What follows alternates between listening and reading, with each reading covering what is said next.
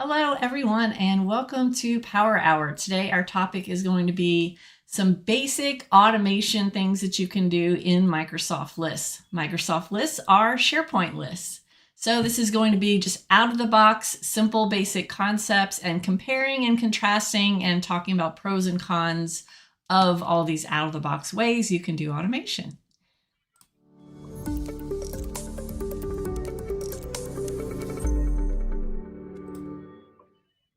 All right, so this is Power Hour, and I'm Laura Rogers. This is Joelle Jobson in the window, and this is a show we do Wednesdays at 11 Central for about 12 or 13 years. It's been 13 years now. It's been a long time. It used to be called SharePoint Power Hour, but it's all Microsoft 365, all these things you can do. Geared towards, the audience has not changed over the years, Joelle. It's business users and power users in Microsoft 365. And it's a lot of SharePoint, Power Apps, Power Automate, just, again, no code. We're not super technical. We're not programmers. So yeah, these are all, it's live, and we have a live chat going in Teams. So wherever you're watching this, there's a link below that you can click to join. We actually manually invite you all as external users in Teams. So I'll go ahead and I'll share my screen, and I'll show you kind of how the Teams interface works with this chat real quick, and then we'll get on with our demo. And I actually have some slides this time. So let me share my screen.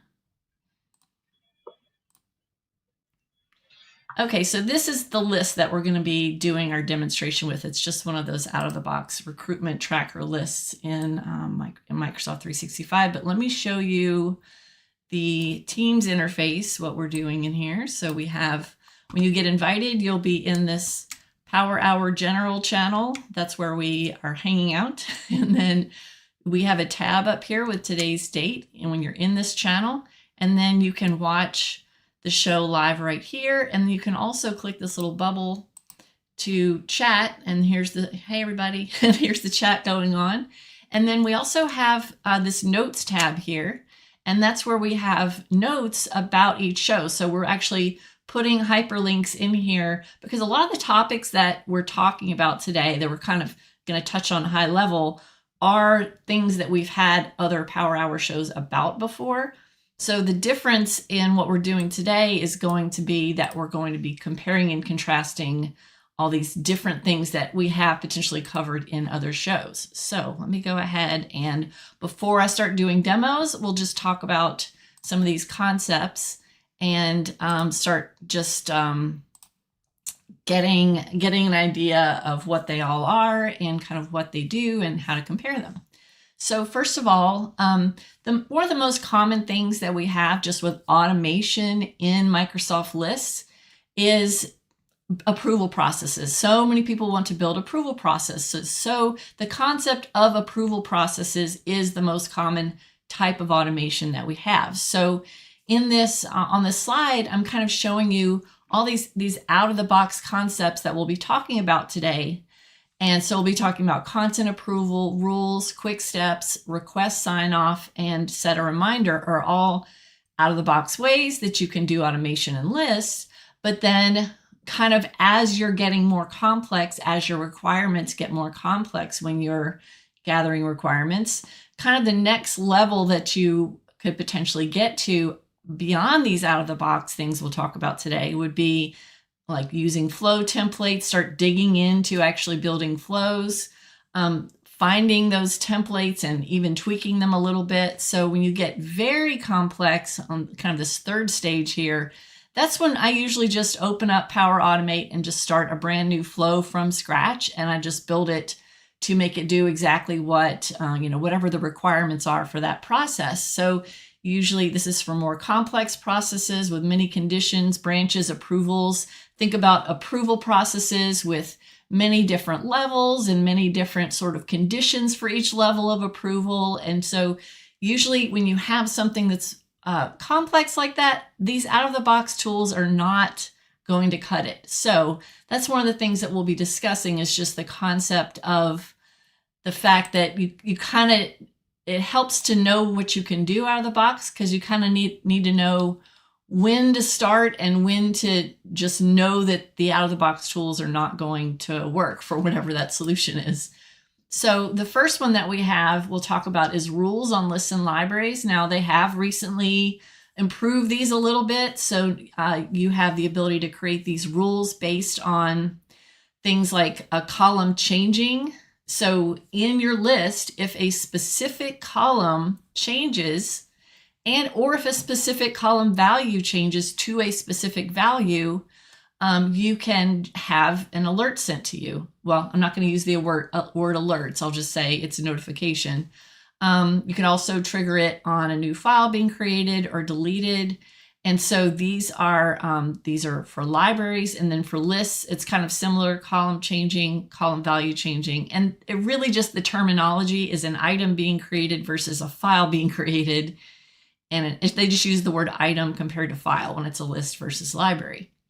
And where you can find these is going to be on this Automate tab in your list when you go to Rules and you choose Create a Rule or Manage Rules. So these are very basic, and one of the big negatives to them is there's not much you can do to configure the way that email looks. It's just going to be a pretty generic email, and you do have the ability now to add your own verbiage in the email, but it is pretty limited. It's just going to come from just this generic account, and it's just not that configurable. So it's really good to kind of know when things are changing or these columns changing, but it's, as far as the way the email looks, it's not very configurable. But it keeps you from having to go check SharePoint every day to see if somebody's changed something or if somebody has added something to it. You can just have rules to let you know. Now, there is another thing that's similar to rules called alerts, and alerts have pretty much always been in SharePoint. Those are going away. Microsoft is phasing those out. I don't know if I've mentioned that. I think in a previous Power Hour, we had a Power Hour about quick steps, and I mentioned that Microsoft's phasing out alerts. So alerts were kind of a similar concept to where you could say, alert me based on something changing in the list, and you can set a frequency for those. So just FYI, those are being phased out over the next year. So I think July 2026, I think off the top of my head, is when they're going to be gone.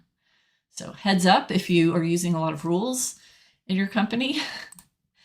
And the next concept we have here is request sign-off. So when you go to the Automate tab in your list, you can choose request sign-off. And this is, I've got a few steps here kind of talking about what that involves, but it's really just kind of saying that you want somebody to take a look at a thing like a file or an item and request sign off. You just want them to kind of click approve or reject. So it's a very, very basic type of approval. This has been in there for a few years. There's content approval built in now it's got a much prettier approval interface. So we'll kind of talk about the differences between request sign off and the new built-in approvals too. So here's the way request sign off works. You select a file or an item, and you just kind of select that whole row, and then you choose request sign off. You could also choose it in the toolbar at the top. And then this little panel pops out on the right, and you just tell it who you want the approver to be, and you can write a note for them, and then you just click run flow. So that is a built-in flow. You can't change the flow. The flow is not editable anywhere. It is just, it does what it does. So it's very, very basic. So then the next thing that it does is it will send them one of these emails, and that's going to look like anytime you use the approvals action in a flow, this is exactly what that email is going to look like. It's just really the approvals action. So in the email, they can click approve or reject, and then they can enter their comments. So the next one, the one that I was just kind of hinting at a second ago, the next concept is going to be configure flow options. So this is where you're deciding what kind of approvals you want in your library. So the way you get to this, it's a little convoluted, is you go to the integrate drop down, choose Power Automate, and then choose configure flows. So this is where you have, do you want approvals in this library or not? And then it's having you choose between two different types of approval: request sign off or content approval. And so content approval is something that's been in SharePoint forever, at least since, like, I don't know, 2007 or so. And it's and request sign off is fairly new, the one that uses that flow interface I just showed you. So we're going to kind of talk about, and we'll do a demo too, of what the differences are in how you set this up as, you know, the person setting up the approvals, and then also how it's different, you know, for the end users. So do you want approvals in this list or library? So what does this actually do when you turn it on? So if it's grayed out, you can't select the approval mode. So when you turn it off, if you want that request sign off option to go away, if you don't want users in this list or library to be able to click request sign off, then you turn this whole thing completely off. And then if you turn it on and request sign off is selected, then you'll have this request sign off option in that automate. So request sign off was the thing that I just showed you, where it pops up the panel on the right and you pick the person and the message. And so this is how you would turn that off and toggle and pick between request sign off and content approval. That's not confusing. All right. So then once you have content approval turned on, this is where you can use those built-in approval flows. And this is something that we've done in a previous Power Hour. So you had, now we have the approval concept is now built in to every list and library. So it's not something, you don't have to pick these specific templates, but when you're choosing to create a new list and it's presenting you with all the options, there is a special one called travel requests with approvals, even though you can use approvals in any list. And then you also have content scheduler with approvals. Now, the content scheduler is interesting, and we did a whole other Power Hour about that too. And that's where it actually does give you a flow that you can go edit. And the whole point of the content scheduler automation is that it will be based on a date. So you can base it on any date column or date columns in your list. And then it's going to run on a schedule. It's not something where you're sending things for approval. It's just an automation that's going to be triggered, say, every day. And it's going to go look at a date column and go send people reminders based on, it's going to go do an action based on that date arriving, or that date being like in 3 days or something like that. So, and that's a fun one, because content scheduler gives you a flow that you can edit. So you can actually dig in there and learn exactly how it works. And it's really interesting the way they have it so that it, you know, looks at today's date, and it kind of does a calculation of getting this sort of little range of 24 hours. And then it looks at all the date columns. So that one's kind of fun. And again, we did dig deep into that in another show. So the approval column is integrated with approvals in Teams too. Okay, so a little bit more about that approval status column. I'll move out of the way here. It's behind me. If you've used it, so you can use one of the list templates with approvals, and you can just do that in any list. I think that came out recently in the last couple of months or so. It's got a nice little pop-up form. So you can set this up. You can say, again, just like the request sign off, you can say who the approver or approvers are, and you can give them some details here. Now this one's got a few more options than the request sign off. Request sign off was just who are the approvers and what's the message. This one gives you the ability to say you can require a response from all approvers or not. So you can put multiple people here. And if you put multiple people, you could say, I really just want only one of these people to approve this. So it's not going to wait for all of them to have to do the approval. So you can decide whether or not you can just have like, it's just somebody in the list has to do the approval. And then it's just got a little bit more options in here. And then it has a built-in column that will change to requested.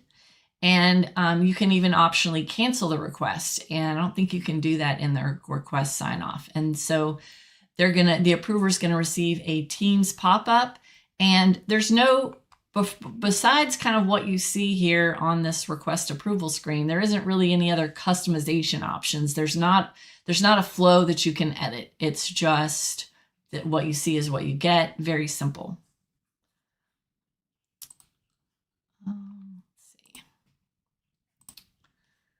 And then these are the built-in reminder flows. So this is kind of what I was talking about with the content approval, not content approval, like the content scheduler, recruitment tracker, work progress tracker. Those are the lists that have this reminder flow concept. So when you create one of these lists, you're going to get a little pop-up asking you if you want to have this reminder flow. And that's the one I was just talking about that runs every day and looks at these date columns. And so you'll have this interface when you're creating your list. So if you create the content scheduler with approvals list, it's going to say you're almost there. Go ahead and set up. It's going to create this flow in your list of flows. And it's going to, you could click do this later. So if you click do this later, it's just going to have like kind of a little pop-up at the top of the list that will remind you like, hey, you still haven't done this. And then this is where it's just, as soon as you say that you do want to set up the flow, it will say, all right, we're creating the flow.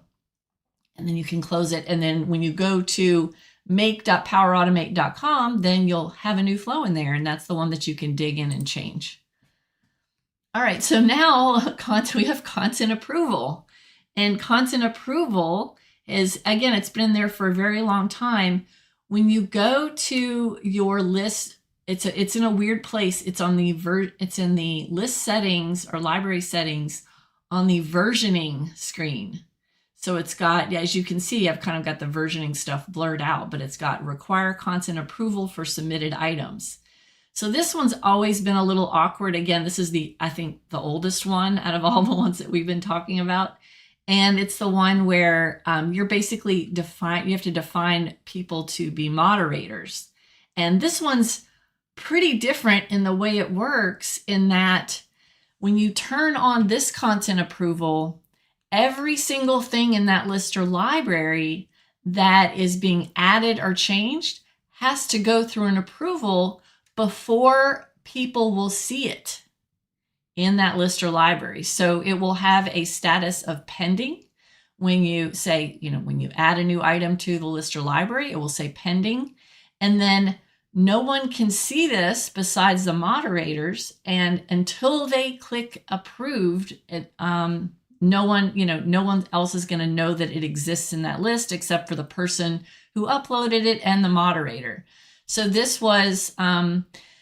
is something where you could create your own alert or rule to be notified. If you're one of the moderators, it's not automatically going to tell you. And the only way you can be a moderator is if you have a special permission level called approver.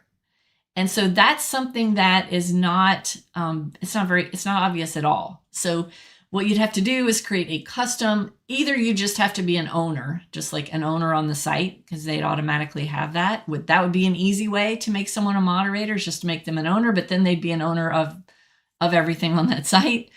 But if you wanted to get very granular and define who the moderators are for this specific list or library, you'd have to go assign them a custom permission level. So that gets into the pretty nitty gritty. It is not the most obvious to set up. So they'd have to have permission level of approver, and then they would be the ones that can see those items and can approve or reject them. So this one's very different. It's not like something is going to be, it's not like you're going to click on something and request approval. It is, when you turn on content approval, every single thing in that list or library is going to be pending approval before anyone can see it. So that is a good way of like kind of controlling to make sure that people are not even going to know that they exist unless they've been approved. You can be very strict about kind of what files are in there. You also have a couple of special views that get created when you turn on content approval. You have approve reject items and my submissions. So approve reject items is really going to be for that approver to go approve and reject things. And then my submissions is going to be whoever who's the person uploading, whoever just uploaded or changed something in that list or library, that's going to show them their items. So they will be able to quickly go to that view and see what the status is of things being approved or rejected. But they're not automatically going to know unless they set up like a rule to get notified about something changing. All right, so now the next concept we have is just, I'm not going to get into flows. I'm not going to do anything at sort of that advanced level. We're going to keep it to these out-of-the-box concepts in our demo. But I just kind of wanted to point out, when you're building a flow, when you're in Power Automate in that interface and you're building flows from scratch or flows with templates, these are some of the common approval-related actions that exist. You have just the approvals action. You have another one called send email with options, which gives you the ability to send email even outside of your company, because approvals are only internal. Send email with options is for anyone, and it has just kind of whatever buttons you define that they can click to pick an option. Microsoft To Do, which is also it's To Do Planner now, and you have content approval status, and then you actually have actions in Flow that will do the content approval status. So, and you know, we've had a whole other power hour about that, talking about how to set that up, but that is, that's going to tie in to that content approval setting that I was just mentioning. And then you have another action, which is a Teams set of options. So if you want to pop up to somebody in Teams that presents them with a set of options to pick from, that's another type of simple action you can use. All right, and then when you're in a flow, again, the approvals action is very, very simple. It's the easiest just kind of thing to plop in there in a flow to just have a very simple approval. Again, I don't recommend this for anything more complex because it has so many limitations. But again, this is very good for simple approvals because I just kind of wanted to show you what this interface looks like. It's got these, this is actually, it's called a adaptive card that you have in the email where you click approve or reject, and they can make comments just in the email, or just the Teams pop-up kind of looks the same as this as well. And you have that a mobile app, a Power Automate mobile app, where you could also do the approvals from there. All right, so now let's see. I'll go over to the demo, and Lisa said, how does it know which team to send the pop-up to? It's going to the person, whoever the approver is. Yeah.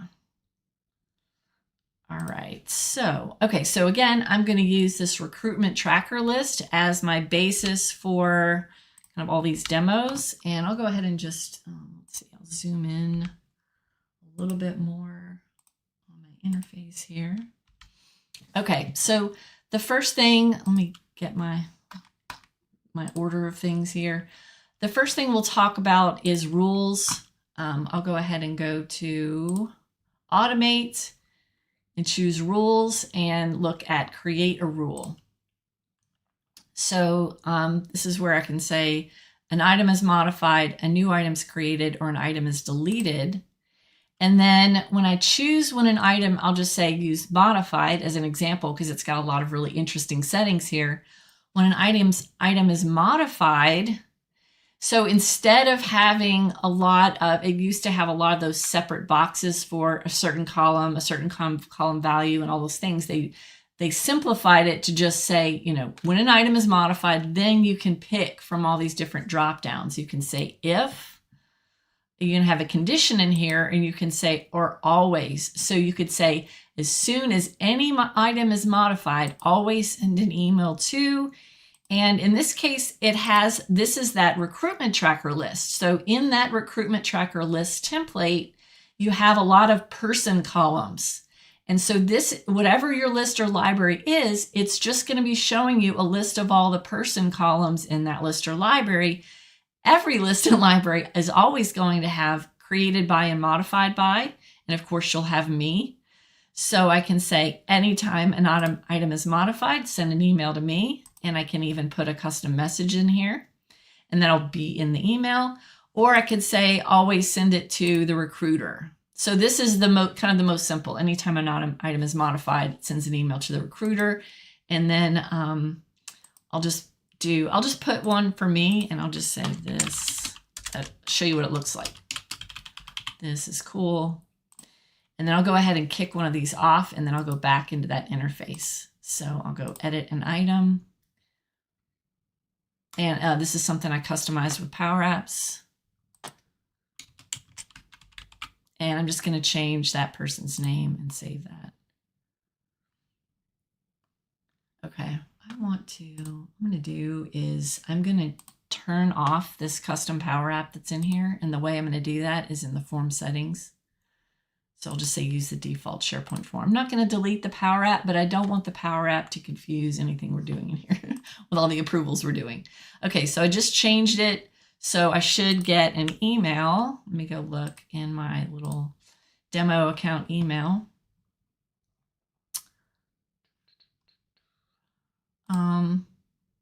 So it hasn't arrived yet. Let me see, has it arrived? Oh, there we go. It's in my other. So kind of keep that in mind. It might show up in your other instead of your focused mailbox. But as I said, it's very basic. Look at this. It's just got, this is the message that I wrote, and it's just letting me know which item got changed, and I can just link and just go straight to that item and look at it. So again, super, super basic as far as what that email is going to look like. Now let's go ahead and look at that other rule option. An item is modified. Okay, so then if I choose if, see the other one I chose was always, it's just going to send an email no matter what gets modified. I could say if, and I can say a certain column is if progress changes and the new value is, and then I can choose a specific value. So I can say if the progress column changes and it changes only to the word active, then I'm going to send an email. Or so I could send an email to, the same interface. Or another thing I can do that's not necessarily an email, it's just going to change a value. So I can actually have it set a value. So everything in here in the rules is not necessarily only sending emails. So with the alerts that I talked about that are going away, alerts are all it is email alerts. Well, this, the rules are not just about sending alerts. So this is going to say, all right, maybe if the progress changes, I want to set the value in interview date to, and I can say a specific date, or, kind of whatever column I want to change, I can have it actually change the value of that column. So based on a specific column changing, have it change the value of a column, or have it send an email to a certain person with this message. So that's pretty versatile. So that's a really great kind of easy automation option. And we did this just recently. I feel like it was just within the last month or so, where we talked about this concept of quick steps. So I'm not going to spend a lot of time talking about quick steps. They're fairly new, but this is that other option we're talking about for automation.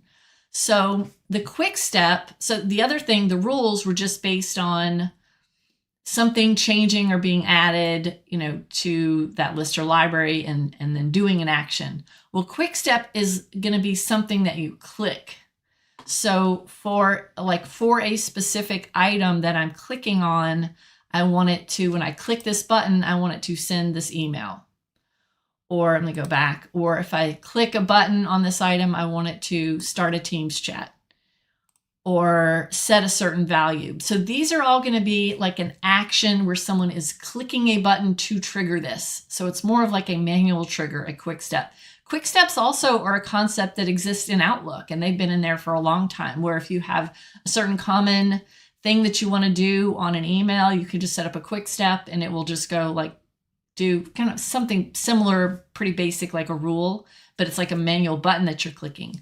So that's what these are. And then the current list one is going to also be a manual button that you're triggering, but it's going to execute a flow that isn't specific to an item, but would execute on the whole list. So all of these, again, are just more manual buttons that you're clicking. All right, so that's quick steps. And I think just in the last month or so, since we did that power hour about quick steps, Joelle, I think that this interface has changed even more. It seems like this is, see, look, they added this. This is cool. Always show this quick step or only show this quick step if. Oh, and so you could even change what it's showing the quick step on. That's cool. So let me just see. Quick step name, send email. I could add a CC and see test quick step. And then I'm going to say only if progress is active. And oh, I didn't say who I wanted to send it to. I'll just say me. And then, okay, so now I have a quick step. Let's go try this. So only if the progress is active. So then I have, I think I created some other quick steps in here though. So then it actually does a pop-up of an email for you to send to, this is that draft an email thing that I just created. And so this is the quick step. So it's going to send an email to me, but I just use the draft an email quick step. So it's just pulls up like the draft of an email. And then notice that if I click on a different one, it's not going to have that here. So because I only set it to show when it's active. So it's still, it's not the most obvious place where that button is, but it does have logic now to define when you want to see that button. That's pretty interesting. Okay, so that was rules and quick steps. Now let's talk about this whole request sign off versus content approval concept. So first of all, we'll talk about content approval. So in here, we go to automate, go to flows. You can set a reminder. So I kind of had that listed too. So let me just look at that one real quick before I get into the content approval, since it's right here. Now, when you have a bunch of different date columns in your list, so this is the recruitment tracker. So I've got several different date columns. Then I can say, this is going to create a flow that's going to send a reminder. So this is like the typical flow creation interface. And I click continue and it says, okay, what do you want to name your flow? How many days in advance do you want this email to go? So this is actually going to create a flow for me to send an email reminder. And it's going to be based on that date column. So this is similar in concept to like that built-in content scheduler, scheduled flows concept I talked about a few minutes ago. So it says my workflow has been created. Notice that Microsoft is it's like what they're doing is they've been called flows. So SharePoint Designer, they were called workflows, and now SharePoint Designer is being phased out. And now we have Power Automate has always been flows. But I feel like now that SharePoint Designer workflows are kind of going away and being phased out, now they're starting to call flows workflows. Have y'all noticed that? It's kind of very subtle. So now it just created a flow for me and it says workflow added successfully. Your workflow has been created. So then when I go, let's see if it's in here. I'll just refresh my list of flows. And here it is. So it's called, and it even had me name my flow, get an email reminder. So this is something, the set a reminder is going to be something that you can edit and you can go in here and tweak if you want to, but it is just going to work just out of the box. I just haven't authorized this connection yet. So there we go. Now, I'm not sure how a typical end user is going to know kind of what that error meant, and it's also, unfortunately, you could tell this is an older feature because it's putting it in this old classic mode. So that's what that one looks like. And then content approval is, let me show you kind of where I was talking about where you've always been able to get to content approval. It's always been in versioning settings. And then, then they moved it. It's not here anymore. So it used to be, and it was always like an awkward place where they put content approval because it didn't really seem like it fit with versioning settings. But let's go ahead and go to automate, configure approvals. So we have configure approvals, which is you're basically like turning approvals on and off. So they're kind of modernizing the concept of having approvals, and instead of having, you have to go to those classic settings and it's kind of buried in there. They're modernizing that concept. So now I can just go click configure approvals, and my flows are just going to be those automated, just set a reminder flows. So you'll notice that where you used to have the ability to go, you had that kind of old classic looking panel that it would pull out on the right when you had like some flow templates. I don't know if you remember that. That looks like that is gone now. So I'm really happy about this. So now it is so much less confusing because you had flows and you had the ability to configure your flows, but then you also had this new modern configure approvals, and they were kind of conflicting. So I'm glad, this makes me happy that it's just configure approvals now. So when I turn, this was already on, I turned it off, I'm turning it back on. This is going to add that approval status column now. So Joelle, see if you can verify this, but it looks like the concept of content approval is completely gone. So so it's not in the settings anymore, and it's not something you can put on the list now, but I'm going to go double check this because this is fascinating. Okay, so now I've got my approval status. So I've got, whenever you turn on content approval, everything's going to say not submitted. Now, of course, in this one, I had content approval turned on, I turned it off and turned it back on. So a couple of these still have like older settings on them. So I'll go ahead and say this one, I want to request approval. So this one, by default, it's going to have the name. This is just the title of that item. So this is just the person's name. And I can say approvers, and I can say how many approvers I want. And it looks like I can add a good bit of them. So 10, I can add 10 approvers. And I can say that I want to require them in the specific order that they're in or not. So let's see. If I say require them in an assigned order, then it's going to put them, let's see, Brenda. It's going to put them like this. And so you can put Joelle.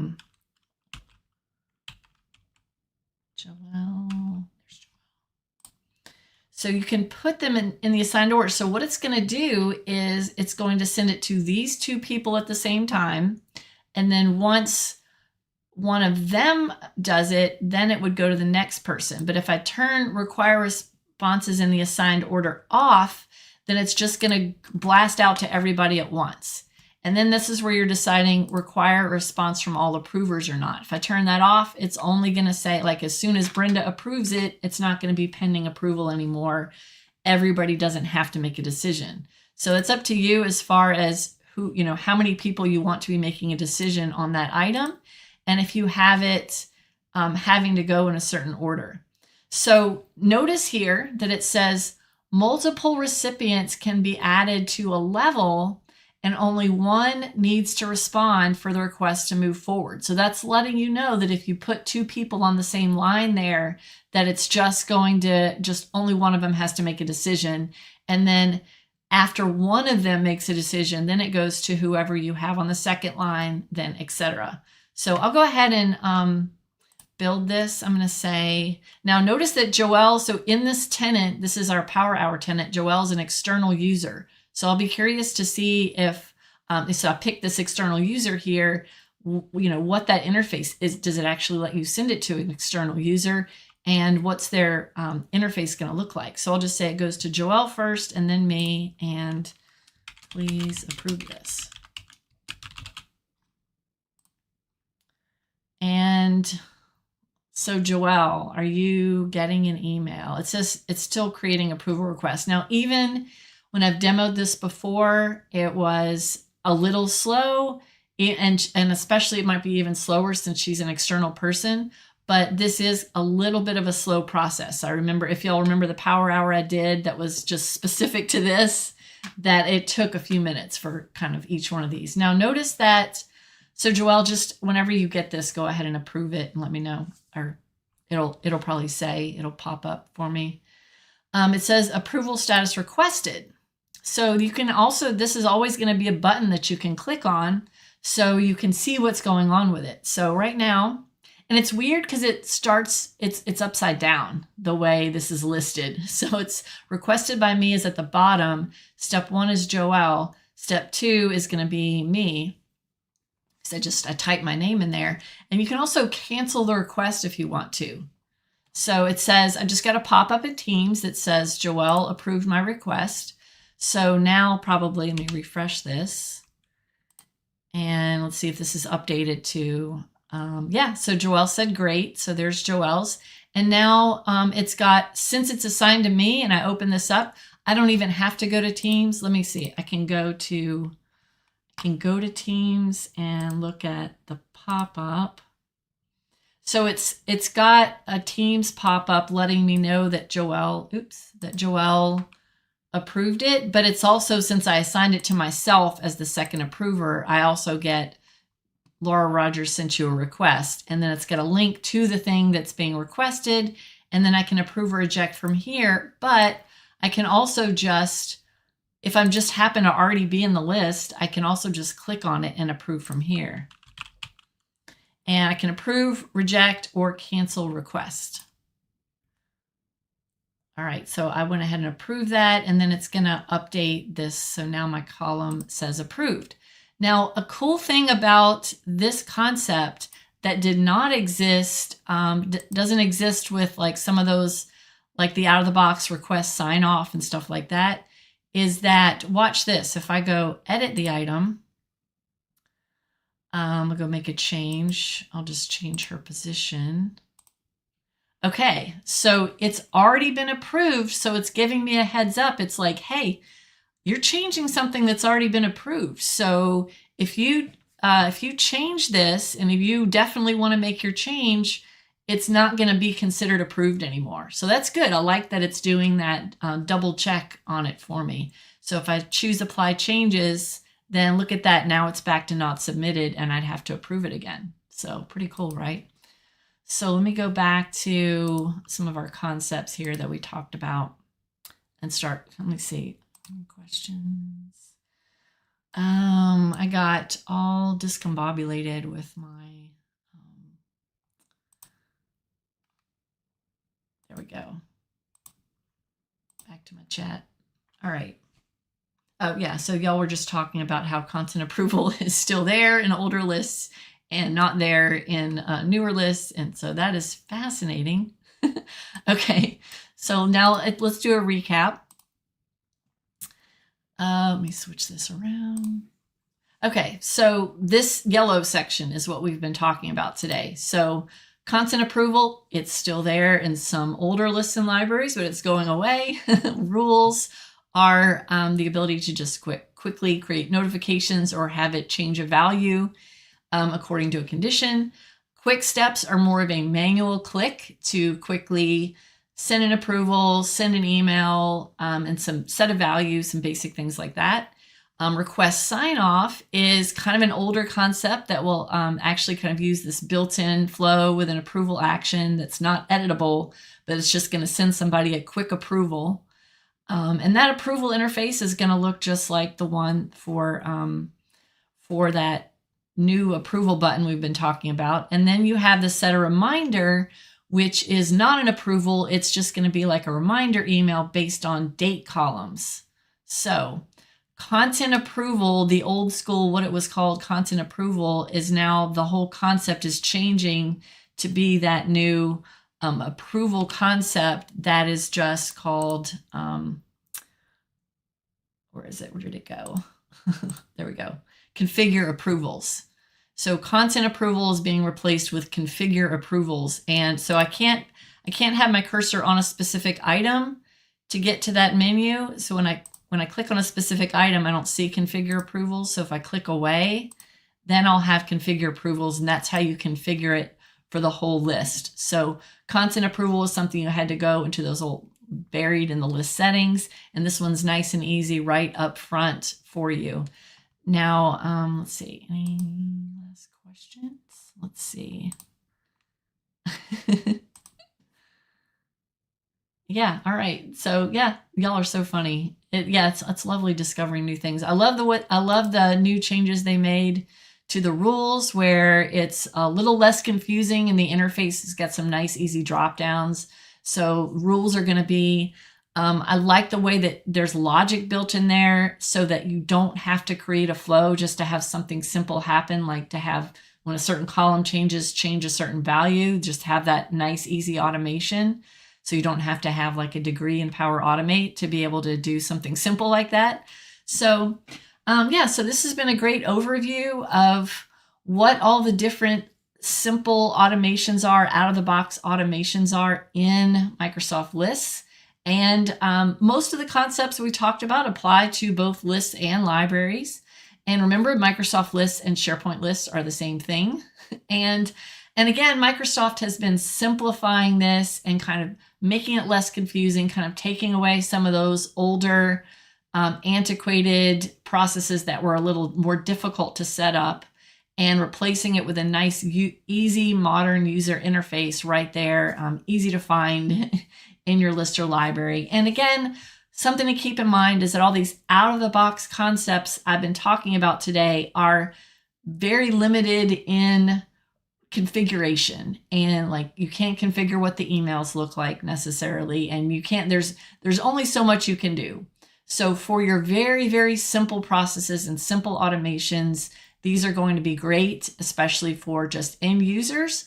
But remember that as soon as you need to get more complex, you'll probably be building Power Apps and building those more complex flows from scratch, and probably not using the out-of-the-box approvals action. So thanks everybody for coming. You can check out IW Mentor. That's where all these training courses are that I've been referring to. And you can check out our schedule button at the top of our website to see when the next Power Hour is going to be. And we will see you next time. I'll go ahead and click to, let's see. Thanks, Joelle. Thanks.